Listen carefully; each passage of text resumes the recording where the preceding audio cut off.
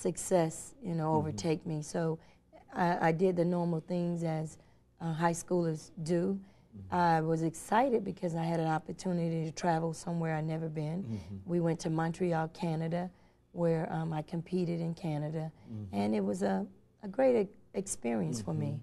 And of course, all of this time, as being a member of the Olympics, you were not a single runner, but you were a member of the Tiger Bells, and there was various components and et cetera. Talk about some of the pairing and that kind of information for our audience. Well, I need to go back a little because I met Coach Temple in '74.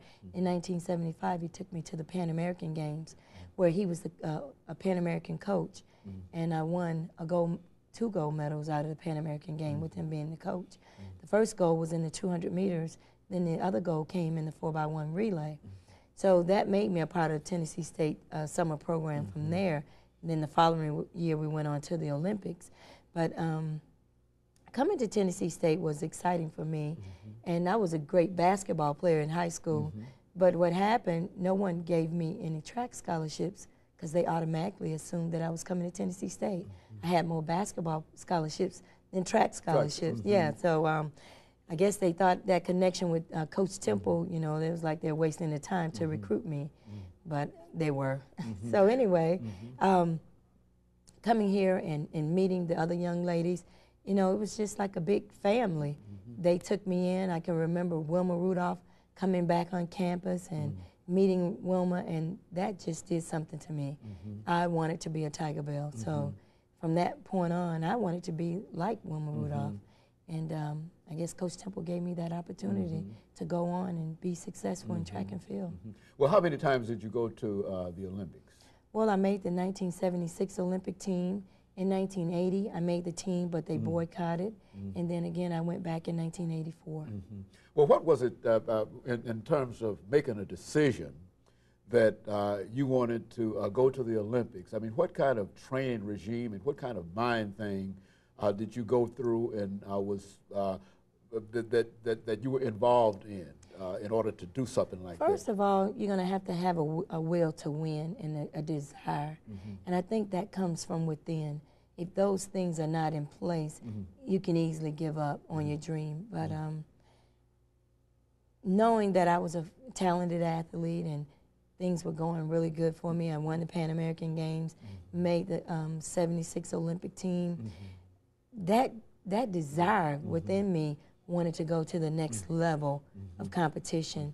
So after the '80 team, after they boycotted, I wanted to hang around and see if I had a chance to win a medal, which I did. I won 2 golds and a silver. So winning is within.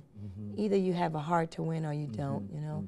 People can tell you that you're good and they can see the talent there, but if you don't realize that the talent is there, it's nothing. It's desire. Yes. It is all a great desire. It's a great desire, yes, yes. And of course, would you say that this is not only true in reference to personal efforts, but in reference to team efforts as well? Would that be a part of it? I would say team efforts and just life. You know, in doing anything, it doesn't have to be track. But if you desire to do something and you have that love and that passion for it, you can do anything.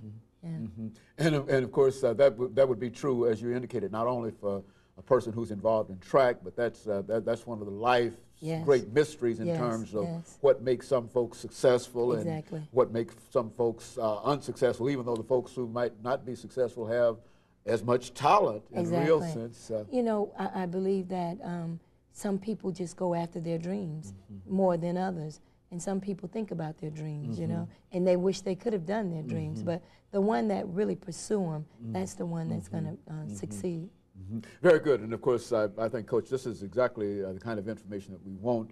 And we're going to have our first commercial break here very, very soon, after which we'll come back and we'll have about 8 minutes that we want you to sort of talk about the other relationships in terms of the Olympics and some of the other things, dealing with some of the things that you met in your experiences that you'd like to share with us this morning. And of course, we'll be back with our audience following this short commercial break.